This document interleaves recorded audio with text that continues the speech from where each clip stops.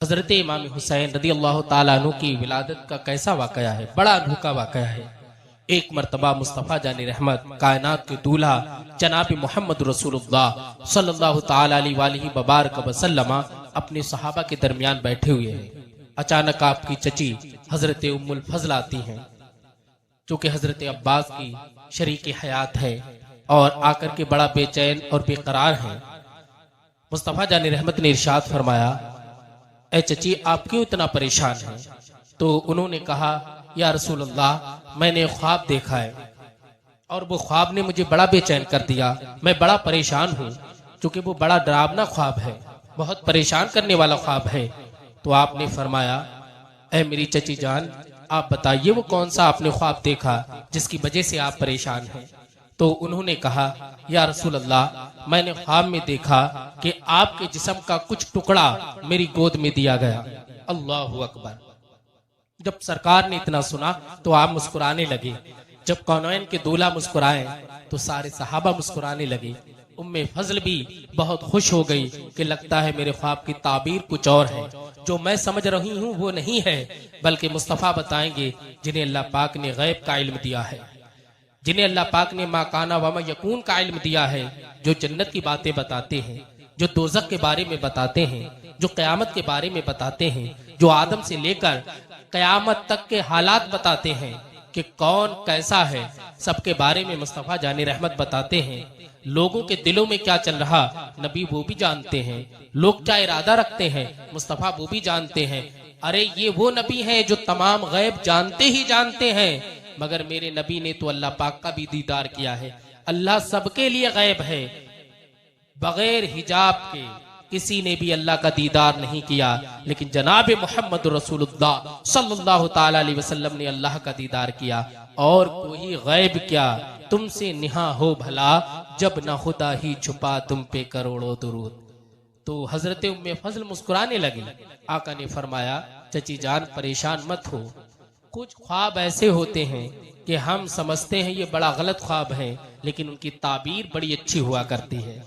जब उनकी ताबीर सुनते हैं तो दिल खुश हो जाता है, मुतमईन हो जाता है। तो मुस्तफ़ा जानी रहमत ने इरशाद फरमाया, चची जान, अन करीब मेरी बेटी खातूने जन्नत फातिमा के घर एक बच्चे की विलादत होने वाली है, और वो बच्चा मुझे इतना प्यारा है, इतना प्यारा है, गोया कि वो मेरे जिस्म का हिस्सा है, गोया कि वो मेरे जिस्म का टुकड़ा है।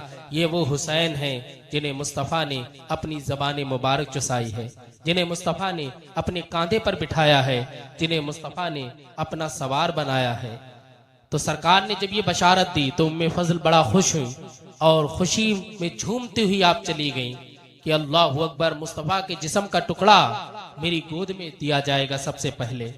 चंद दिन गुजरे, जब शाबान की 3 या 4 तारीख आई, वो इसलिए कि हो सकता है कि चांद के देखने में इख्तिलाफ हो, तो मुस्तफ़ा जाने रहमत ने हजरत अली को लिया और कहा, ए अली चलो तुम्हारे घर चलते हैं। हजरत अली रदी अल्लाह ताला अन्हु कौनैन के दूल्हा के साथ अपने घर आए। तो सरकार ने हजरत अली से फरमाया, ए अली तुम दरवाजे पर ठहर जाओ, पहले मैं अंदर जाऊंगा।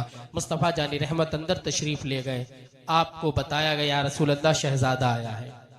मुस्तफ़ा बड़े खुश हुए और अंदर जाते हैं और हाथ फैला करके कहते हैं कि लाओ ये बच्चा मुझे दे दो, ये हुसैन मुझे दे दो।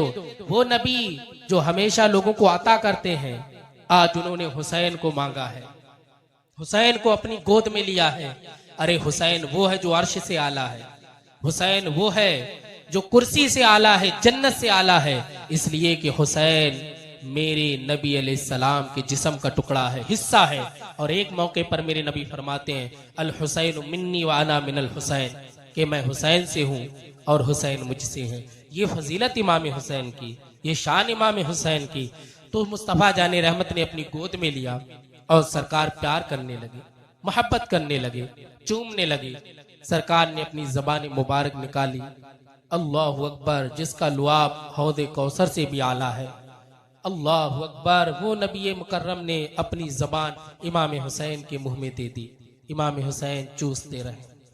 फिर मेरे आका ने इमाम हुसैन को अपने सीने से लगाया। प्यार कर ही रहे थे कि हजरत जिब्रील अमीन रदी अल्लाह ताला अन्हु तशरीफ फरमा होते हैं, कहते या रसूल अल्लाह आपको मुबारक हो, अल्लाह ने आपको बारगाह में सलाम पेश किया है। मुस्तफ़ा जानी रहमत अल्लाहु अकबर जब इतनी बात सुनते हैं तो खुश हो जाते हैं, बहुत ज्यादा खुश होते हैं। वो नबी बेइजाजत जिनके घर में जिब्राइल जाते नहीं, कद्र वाले जानते हैं कद्र शान आले बैत। कहते हैं बड़ी खुशी का माहौल पर या रसूल अल्लाह, साथ ही साथ ताजियत भी है। सरकार ने फरमाया क्या बात है?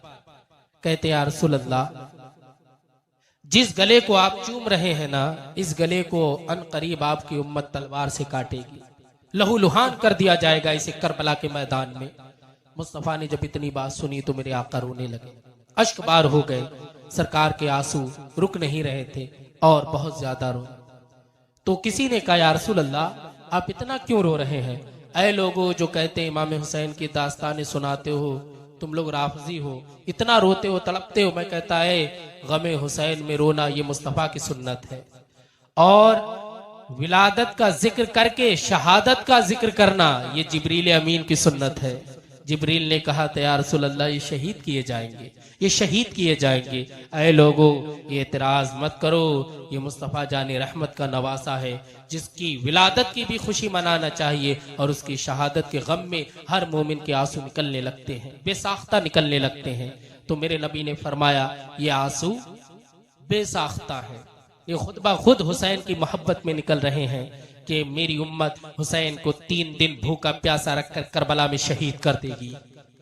ये वो हुसैन हैं कि जिन्हें मुस्तफ़ा जानी रहमत, मिशकात शरीफ की हदीस है फजाइल के बाब में कि एक मर्तबा सरकार ने इमाम हुसैन के पैर अपने पैरों पर रखे और उनके हाथ ऐसे बुलंद किए, अल्लाहु अकबर, ये हुसैन की मिसाल कौन दे सकता है? कायनात में कोई नवासा इतना आला नहीं हो सकता जितने मेरे हुसैन आला है। सरकार ने इतनी मोहब्बत फरमाई, कभी गला चूमते, कभी सीना चूमते, कभी रुखसार चूमते, कभी लुआ पे दहन चुसाते, बड़ी मोहब्बत करते। मेरे नबी सल्लल्लाहु ताला अलैहि वसल्लम ने फरमाया कि हुसैन मेरा हिस्सा है, मेरा टुकड़ा है।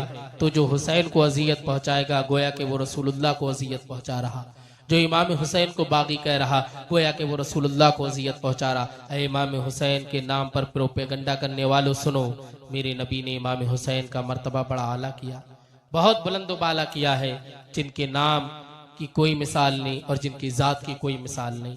तो इमाम हुसैन शाबान 3 शाबान को इमाम हुसैन पैदा हुए, और हर जगह हर जगह हर जगह आपने अपने नबी के परचम को